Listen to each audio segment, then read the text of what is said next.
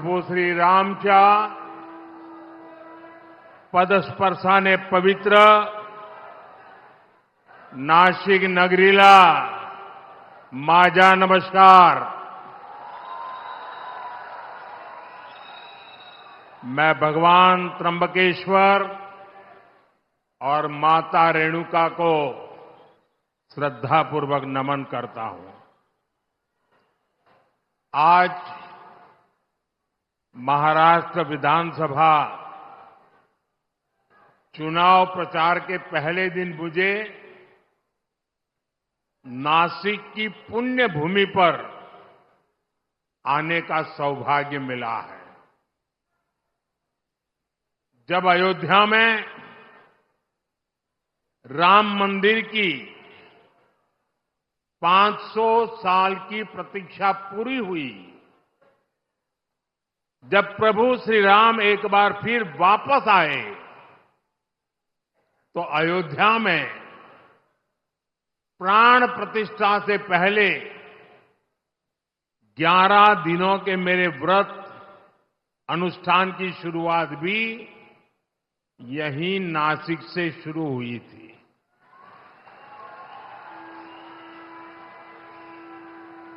मुझे कालाराम मंदिर में सफाई और सेवा का अवसर भी मिला था। आज एक बार फिर मैं विकसित महाराष्ट्र के लिए, विकसित भारत के लिए नासिक का आशीर्वाद लेने के लिए आया हूं।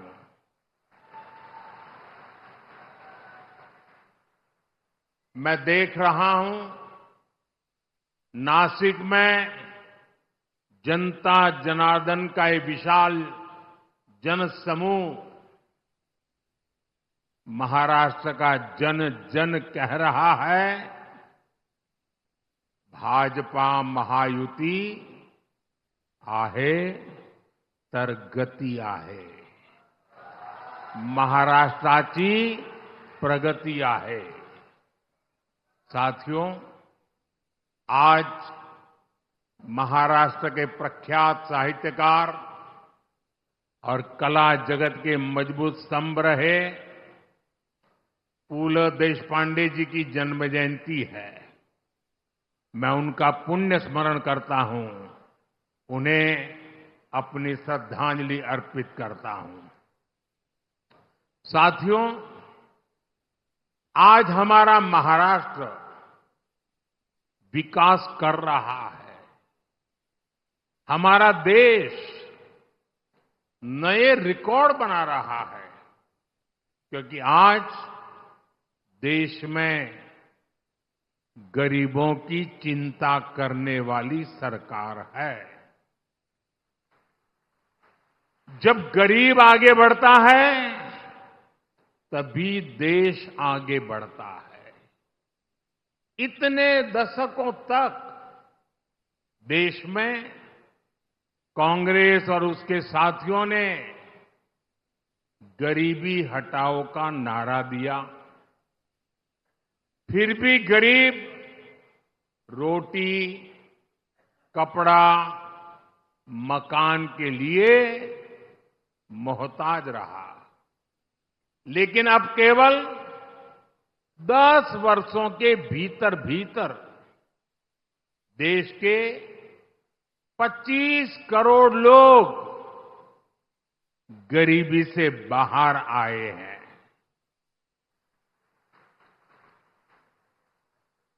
ये कैसे हुआ? ये इसलिए हुआ क्योंकि मोदी की नीयत सही है। मोदी गरीब का सेवक बनकर काम करता है, आपका सेवक बनकर काम करता है।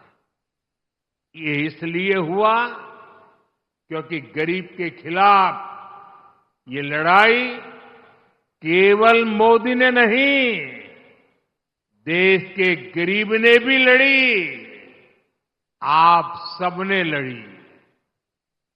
आज महाराष्ट्र में 50 लाख से ज्यादा महिलाओं को उज्ज्वला योजना के तहत मुफ्त गैस कनेक्शन दिए गए हैं। जल जीवन मिशन के तहत राज्य के 1.25 करोड़ से ज्यादा घरों में नल से जल ये सुविधा मिलने लगी है। आज महाराष्ट्र के लगभग 7 करोड़ जरूरतमंदों को हर महीने मुफ्त राशन मिल रहा है। राज्य के 26 लाख से ज्यादा गरीबों को पीएम आवास योजना का लाभ मिला है। उन्हें पक्के मकान दिए गए हैं। गरीबों के लिए ऐसे काम लगातार होते रहें, इसके लिए महाराष्ट्र में महायुति सरकार फिर से बननी जरूरी है।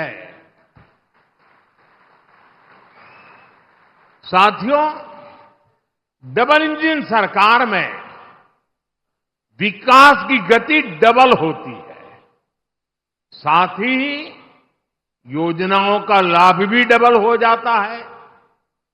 महाराष्ट्र के किसान आज इसका अनुभव कर रहे हैं।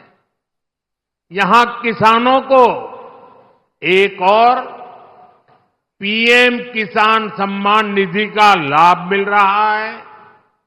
साथ ही नमो शेतकरी महासम्मान निधि ये भी मिल रही है। यानी सालाना 12,000 रुपये की आर्थिक मदद।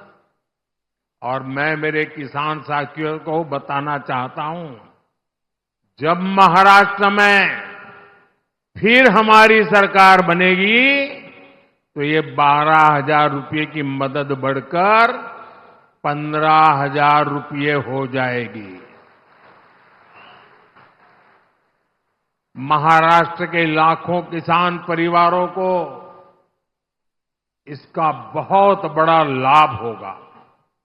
साथियों, यहां सोयाबीन, कपास, धान और दूध उत्पादकों को भी आर्थिक मदद दी गई है।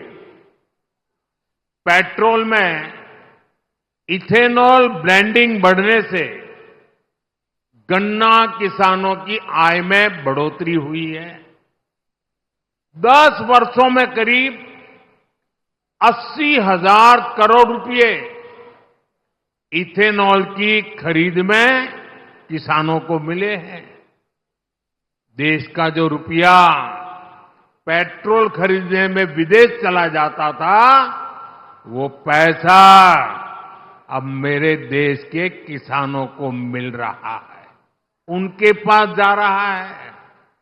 साथियों, मैं यहां के प्याज किसानों की भावनाएं भी समझता हूं। इसलिए प्याज के निर्यात में सहूलियत के लिए नीतियों में बदलाव किया गया है। साथियों, भारत की प्रगति के लिए महाराष्ट्र का तेजी से आगे बढ़ना बहुत जरूरी है। महाराष्ट्र आगे बढ़ेगा तभी भारत विकसित बनेगा। महाराष्ट्र किस स्पीड से आगे बढ़ सकता है, पिछले 2.5 वर्ष में महायुति सरकार ने दिखाया है। आज देश में आधुनिक इंफ्रास्ट्रक्चर के प्रोजेक्ट्स में महाराष्ट्र बहुत आगे है। यहां हाईवेज और एक्सप्रेस वे बन रहे हैं। आधुनिक टेक्नोलॉजी से जुड़े क्षेत्रों में महाराष्ट्र में निवेश हो रहा है। लेकिन आप मुझे बताइए, अगर कोई सरकार ये काम रोक दे तो क्या महाराष्ट्र आगे बढ़ पाएगा? हाथ तो हिला रहे हो, मुंह से भी तो बोलो। क्या महाराष्ट्र आगे बढ़ पाएगा? महाराष्ट्र के युवाओं को क्या रोजगार के अवसर मिल पाएंगे? अगर ये काम रुके तो महाराष्ट्र काफी पीछे छूट जाएगा। कांग्रेस और उसके साथी यही चाहते हैं, उनका यही एजेंडा है। महाराष्ट्र में कोई भी बड़ा काम होता है, ये लोग उसका विरोध करने के लिए मैदान में आ जाते हैं। इन्होंने अटल सेतु का विरोध किया, इन्होंने वाटवन पोर्ट पर भी रोक लगाने की कोशिश की, इन्होंने मेट्रो परियोजनाओं को लटकाया। अघाड़ी वालों ने समृद्धि महामार्ग का काम ठप करने का प्रयास किया। पिछले 5 वर्षों में शुरुआती 2.5 साल महाअघाड़ी के महाभ्रष्टाचार और लटकाने अटकाने भटनाके के भेंट चढ़ गए हैं। इसलिए महाराष्ट्र के विकास की खातिर आपको अघाड़ी वालों को घुसने ही नहीं देना है, उनको सरकार से दूर रखना है।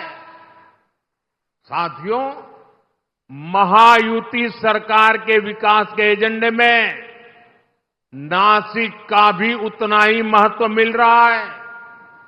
आज आधुनिक इंफ्रास्ट्रक्चर नासिक की तस्वीर को बदल रहा है। आज यहां जो हाईवे बन रहे हैं, ट्रांसपोर्ट के साधन तैयार हो रहे हैं, उनका बहुत बड़ा फायदा 2026 के कुंभ में भी मिलने वाला है। नासिक का आईटी पार्क बड़ी संख्या में युवाओं के लिए रोजगार के अवसर तैयार करेगा। साथियों, आज हमारा नासिक डिफेंस सेक्टर में भारत की आत्मनिर्भरता का बहुत बड़ा केंद्र भी बन रहा है। नासिक में लड़ाकू विमान और सुरक्षा उपकरण नासिक में बनाए जा रहे हैं।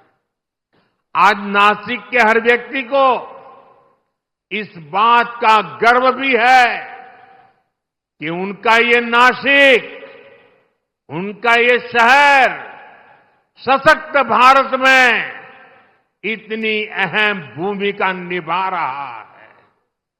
लेकिन साथियों, दूसरी तरफ एक कांग्रेस और अघाड़ी वाले लोग भी है।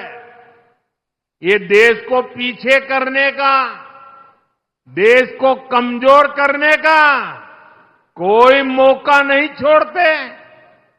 इन लोगों ने डिफेंस मैन्युफैक्चरिंग में देश को पीछे करने के लिए क्या कुछ नहीं किया। इन्होंने एचएएल को लेकर तरह तरह के झूठ फैलाए, विवाद खड़े करने की कोशिश की। इन्होंने फैक्ट्रियों के बाहर धरना प्रदर्शन करवाए, कर्मचारियों को भड़काने की कोशिश की। लेकिन आज वही एचएएल रिकॉर्ड मुनाफे वाली कंपनी बनकर उभरी है। जब नीतियां स्पष्ट होती हैं, नीयत साफ होती है, तो अच्छे परिणाम भी मेरे नासिक के भाई बहन देख रहे हैं। डिफेंस सेक्टर में आत्मनिर्भर भारत की ताकत बन रही है। साथियों, कांग्रेस और इसके साथियों को न बाबा साहब आम्बेडकर के संविधान की परवाह है, न कोर्ट की और न ही देश की भावना की। ये सिर्फ दिखावे के लिए जेब में खाली पन्नों वाले संविधान की किताब लेकर घूमते हैं। कल आपने देखा उनकी पोल खुल गई। जब संविधान की रक्षा की बात आती है, जब संविधान के सम्मान की बात आती है, ते उल्टा ही काम करते हैं। ये कांग्रेस वाले ऐसे हैं, 75 साल तक जम्मू कश्मीर में बाबा साहब आम्बेडकर के संविधान को लागू नहीं होने दिया। 75 साल तक देश में एक संविधान नहीं था। जम्मू कश्मीर का संविधान अलग था, वो बाबा साहब आम्बेडकर वाला नहीं था। और ये पाप कांग्रेस का था। कांग्रेस ने आर्टिकल 370 की ऐसी दीवार बना दी थी कि बाबा साहब आम्बेडकर का संविधान वहां घुस ही नहीं सकता था। भाजपा एनडीए ने आर्टिकल 370 को हटाया और एक देश, एक संविधान लागू किया। और मेरी बाबा साहब आम्बेडकर को सबसे बड़ी श्रद्धांजलि है।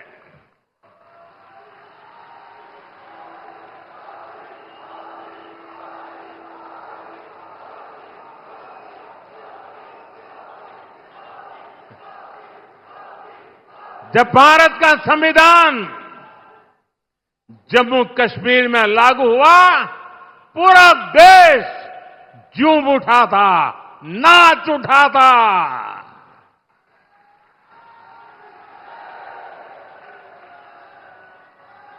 मैं जरा मेरे नासिक के लोगों को पूछना चाहता हूं, नासिक के लोग बताइए, क्या आर्टिकल 370 हटने से आपको खुशी हुई कि नहीं हुई?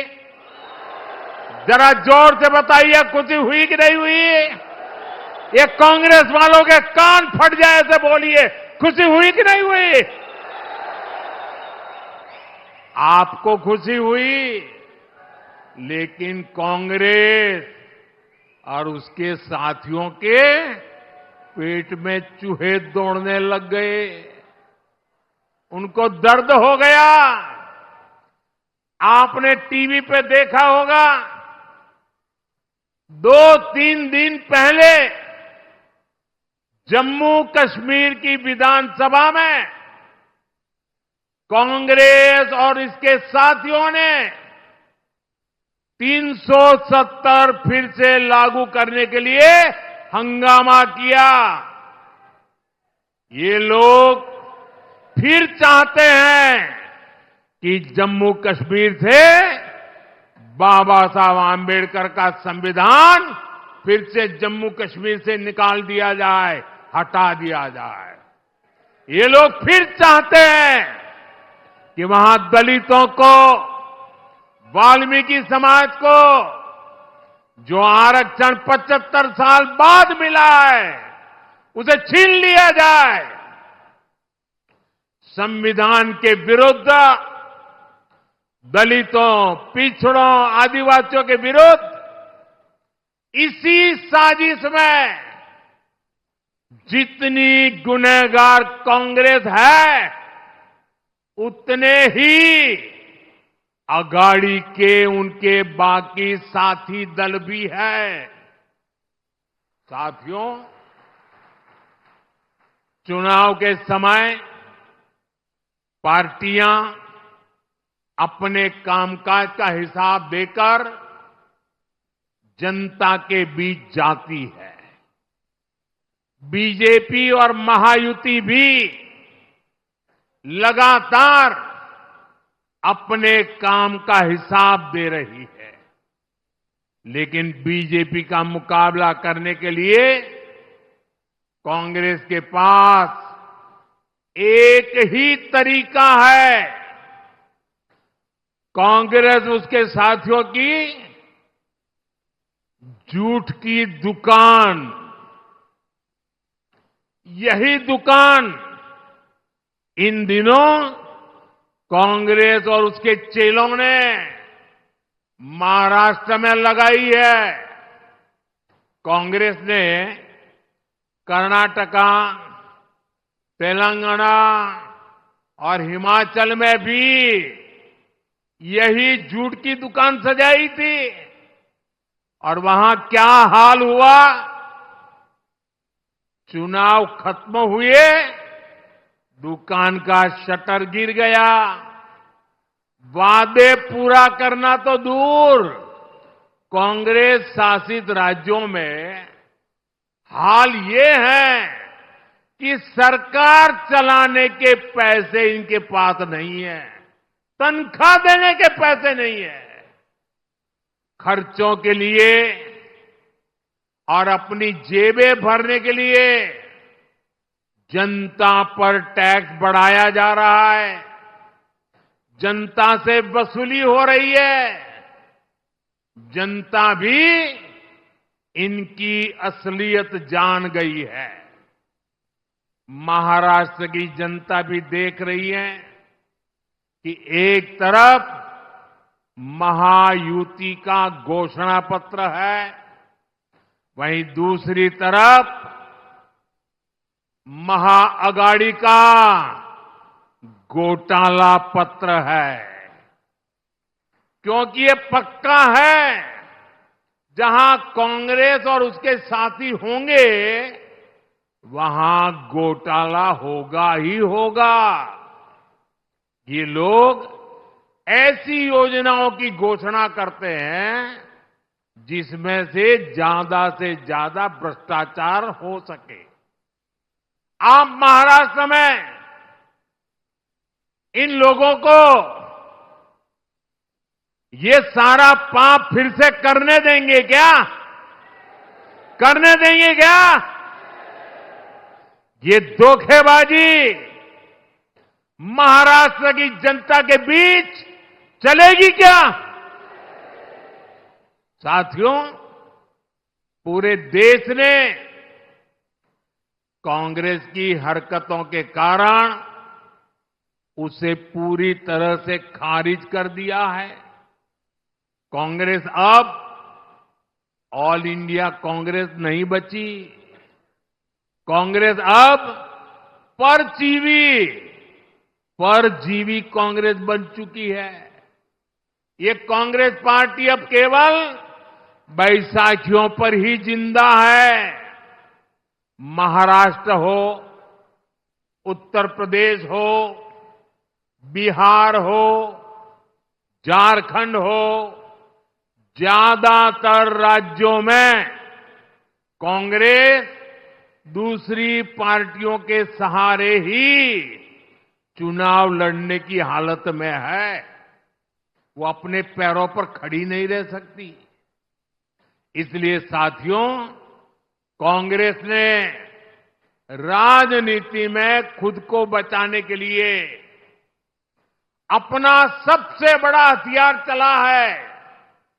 ये हथियार है एससी, एसटी, ओबीसी समाज की एकता तोड़ो, एकता तोड़ो और राज छीनो। कांग्रेस के लोग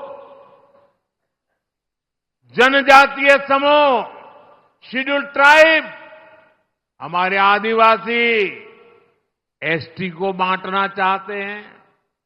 कांग्रेस के लोग हमारे दलित भाई बहन एससी को बांटना चाहते हैं। कांग्रेस के लोग ओबीसी को बांटना चाहते हैं। साथियों, कांग्रेस के रहते ओबीसी कभी इतना एकजुट नहीं हो पाया। ओबीसी को आरक्षण भी तभी मिला जब कांग्रेस सरकार हटी। नेहरू जी के समय में कांग्रेस ने ओबीसी को अलग अलग जातियों में बांट करके रखा। फिर इंदिरा गांधी जी का भी वही रवैया था। बाद में राजीव गांधी जी आए। इन लोगों ने कभी ओबीसी को एकजुट नहीं होने दिया। और 90 के दशक में जैसे ही ओबीसी एकजुट हुआ, ओबीसी एक ताकत बना, ओबीसी अपने हकों के लिए जागरूक बना, ओबीसी देश की भलाई के लिए कुछ करने के लिए आगे आया। और इसका पहला नतीजा क्या आया? जैसे ओबीसी ताकतवर बना भारत में, उसके बाद कांग्रेस की पूर्ण बहुमत वाली सरकार बनना बंद हो गया। उनका शटर गिर गया। और इसलिए कांग्रेस को ऐसा गुस्सा है कि ओबीसी ओबीसी ओबीसी आया कि हमारी दुकान बंद होती गई। और इसलिए कांग्रेस चाहती है कि ओबीसी समाज को कमजोर कर दो भाई, उनकी एकजुटता को समाप्त कर दो। कांग्रेस का स्पष्ट मत है कि ओबीसी कमजोर होगा तभी कांग्रेस के लिए सत्ता का रास्ता खुलेगा। इसलिए कांग्रेस ओबीसी को बांटकर उनमें दरारें पैदा करना चाहती है। यहां नासिक और इस क्षेत्र में कितनी ही ओबीसी जातियां हैं, कुणबी, माली, वाणी, गुजर, कुंभार, नावी, सुतार, सोनार, देवड़ीगा, धांगर, धनगिरी, गंवाड़ी, शेटवाल, माली, मालिस, नामदेव, आहिर, तंबोली, धावड़, जाटगर, धाकड़ बैरागी, सैगर, कितने सारे। कांग्रेस इन सारी जातियों को आपस में लड़ाना चाहती है। कांग्रेस चाहती है कुणबी ये जाति माली से लड़े, वाणी जाति गुजर से लड़े, कुंभार साथी नावी से लड़े। कांग्रेस चाहती है कि सुतार सोनार से भिड़ जाए। कांग्रेस ओबीसी के तौर पर आपको एकजुट नहीं होना देना चाहती। इसलिए वो चाहती है देवड़ीगा धांगर से लड़े, धनगरी गवांडी से टकराए, नामदेव आहिर से उलझे। कांग्रेस का इरादा है तंबोली दावड़ से झगड़ा करे, जाटगर सैगर से लड़ाई करे। आपकी एकजुटता को तबाह करने के लिए कांग्रेस मैदान में उतरी है। आपकी एकता से, आपकी मजबूती से कांग्रेस को सबसे ज्यादा तकलीफ है। इसलिए वो चाहती है कि ओबीसी अपनी एकजुटता खो दें और कांग्रेस के लिए सत्ता का रास्ता खुल जाए। मैं आपसे पूछता हूं, जब ओबीसी अलग अलग जातियों में बटेंगे तो कमजोर होंगे कि नहीं होंगे? जरा पूरी ताकत से बताइए, कमजोर होंगे कि नहीं होंगे? आपकी ताकत घटेगी कि नहीं घटेगी? और इसलिए आपको याद रखना है, मेरा तो एक ही मंत्र है, हम एक है तो सेफ है, हम एक है तो सेफ है। सच्चाई यही है कि कांग्रेस ओबीसी से नफरत करती है।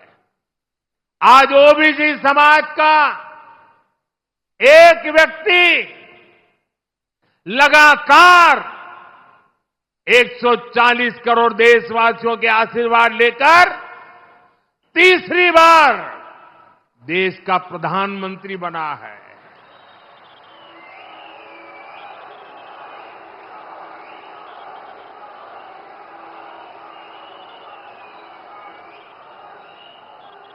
कांग्रेस को हजम नहीं हो रहा है।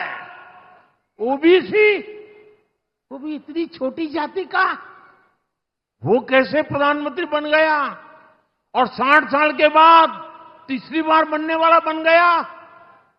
उनको नींद नहीं आ रही है और इसलिए गुस्सा ओबीसी समाज पे निकाल रहे हैं। साथियों, यहां हमें आशीर्वाद देने के लिए इतनी बड़ी संख्या में माताएं, बहनें, बेटियां आई है। आपको याद रखना है कि महाआघाड़ी वाले महाराष्ट्र की महिलाओं के सबसे बड़े दुश्मन है। आप जानते हैं, आज पूरे देश में महाराष्ट्र की एक योजना की बहुत चर्चा हो रही है।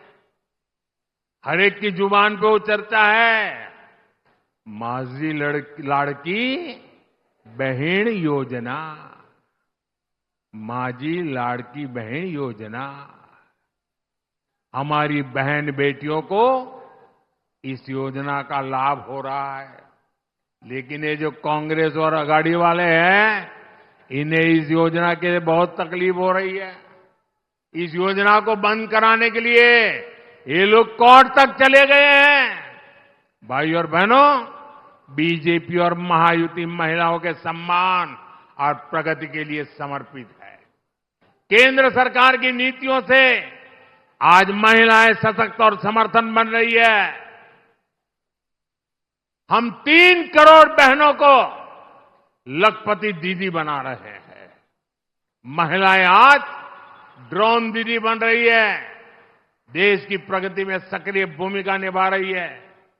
आज हम गरीबों को प्रधानमंत्री आवास दे रहे हैं, तो वो भी घर की महिलाओं के नाम पर दिए जा रहे हैं। अभी केंद्र में नई सरकार बनने के 100 दिन के भीतर ही हमने 3 करोड़ नए घरों को भी मंजूरी दी है।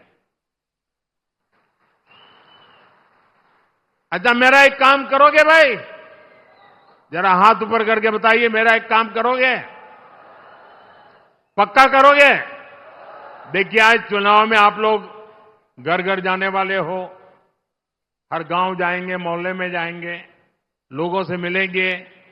अगर आपको कहीं पर भी कोई परिवार कच्चे घर में रह रहा है, कोई परिवार झोपड़पट्टी में रह रहा है, तो उसको जाके कहना कि मोदी जी ने मुझे भेजा है, अब तेरा घर पक्का बन के रहेगा। ये कहेंगे और उसका नाम पता लिख करके मुझे भेज देना। देखिए, आप ही मेरे लिए मोदी है। आप जाकर के वादा कर देना, मैंने ठान के रखा है, मैं गरीब के पक्के घर बनाऊंगा। हमने महिलाओं को विधानसभा और लोकसभा पहुंचाने के लिए नारी वंदन अधिनियम भी पास कराया है। यानी जिन बहन बेटियों को कांग्रेस ने इतने दशकों तक शौचालय और सुरक्षा तक से वंचित रखा, अब वही विकसित भारत का चेहरा बनेगी। साथियों, ये चुनाव एक और महाराष्ट्र के भविष्य का चुनाव है। साथ ही ये महाराष्ट्र के सम्मान का और स्वाभिमान का चुनाव भी है। एक और बीजेपी और महायुति है, जिसके लिए मराठी संस्कृति और इतिहास ये हमारी आस्था के केंद्र है। हमारी केंद्र सरकार ने मराठी भाषा को अभिजात भाषा का दर्जा दिया है।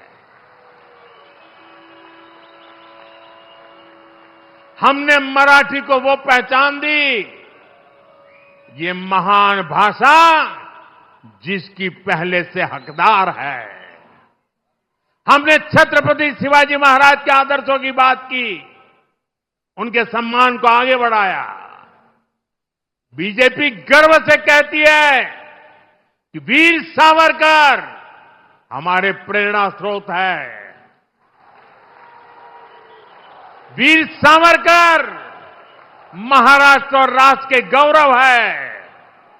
लेकिन दूसरी ओर कांग्रेस और उसके पीछे लगे महाआघाड़ी के लोग, आप इनकी सोच और मानसिकता देखिए। कांग्रेस ने कभी मराठी भाषा को अभिजात भाषा का दर्जा नहीं मिलने दिया। कांग्रेस के लोग घूम घूम कर वीर सावरकर को गाली देते हैं। कांग्रेस के नेता गाली देते हैं। महाराष्ट्र की धरती पर आकर के वीर सावरकर का अपमान करते हैं।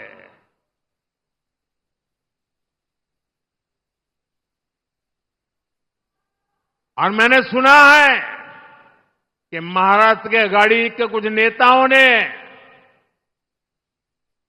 कांग्रेस के युवराज को बिठाया, उसको कहा, भाई महाराष्ट्र में चुनाव जीतना है, तुम वीर सावरकर को अभी गाली देना कुछ दिन बंद करो। उसके मुंह पे ताला लगाया, गाली बोलना बंद करो। और ये देखिए आघाड़ी वाले, सबसे बड़ा दुर्भाग्य ये है कि सावरकर की विरासत का दम भरने वाले आज आघाड़ी में कांग्रेस के साथ खड़े हो गए हैं। मैं कांग्रेस के महाआघाड़ी वाले साथियों को चुनौती देता हूं। ये चुनौती मेरी महाआघाड़ी वालों को है। ये पार्टियां कांग्रेस के युवराज के मुंह से, कांग्रेस के नेताओं से वीर सावरकर के तप, त्याग, बलिदान के कम से कम 15 मिनट रोज अपने भाषण में प्रशंसा करके जरा दिखा दे। एक युवराज कभी भी वीर सावरकर की प्रशंसा करने की हिम्मत नहीं करेगा। वीर सावरकर की काले पानी के दिन काल कोठी में बताए उनका वो कठिनतम समय और देश की आजादी के लिए लिया हुआ प्राण। कांग्रेस सब कुछ खारिज करती है। महाआघाड़ी वाले दल कांग्रेस से वीर सावरकर के काले पानी वाले दिनों की जरा प्रशंसा करके दिखाए। आजादी की लड़ाई में वीर सावरकर ने कितने ही क्रांतिकारियों को प्रेरणा दी। महाआघाड़ी वाले दल कांग्रेस से ऐसे प्रेरणादायी वीर सावरकर की तारीफ करवाकर जरा दिखाए। साथियों, देश और महाराष्ट्र की राजनीति में बाला साहब ठाकरे का योगदान अतुलनीय है।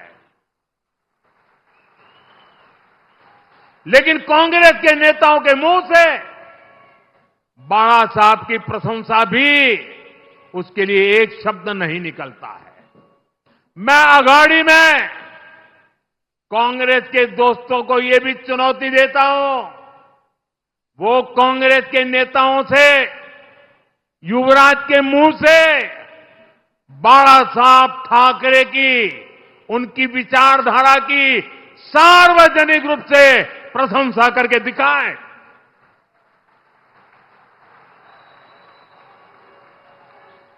आज 8 नवंबर है, मैं दिन गिनूंगा और महाआघाड़ी वालों से जवाब का इंतजार करूंगा कि वो सावरकर जी की प्रशंसा करते हैं कि नहीं करते हैं, बाला साहब की ठाकरे के तप की प्रशंसा करते हैं कि नहीं करते।